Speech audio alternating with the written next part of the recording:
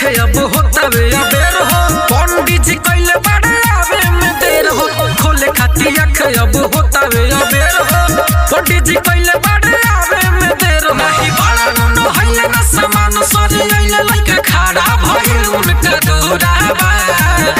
कि पूजा अभी आधा अधूरा बा बनल पर शादी न पूरा बा कि पूजा अभी आधा अधूरा बा बनल पर शादी न पूरा बा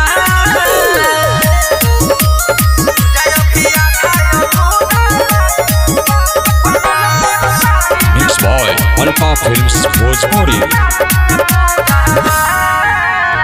पूजा करता सभे मिल ए मैया भक्ति में होई एके लीन ए मैया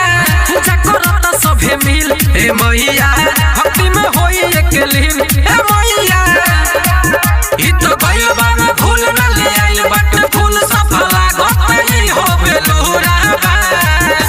कि पूजा अभी आधा अधूरा बा बनल पर शादी न पूरा बा कि पूजा अभी आधा अधूरा बा बनल पर शादी न पूरा बा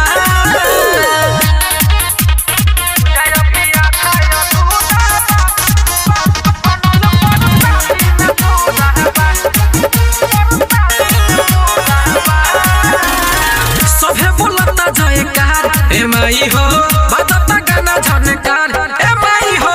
सभे बोलता जयकार ए माई हो बजता गाना झनकार ए माई हो हाथे जोड़े जन दानी लगाई के मन मुन भइल सपना पूरा बा कि पूजा अभी आधा अधूरा बा बनल पर शादी न पूरा बा कि पूजा अभी आधा अधूरा बा बनल पर शादी न पूरा बा Mixed by Alpha Films Bhojpuri।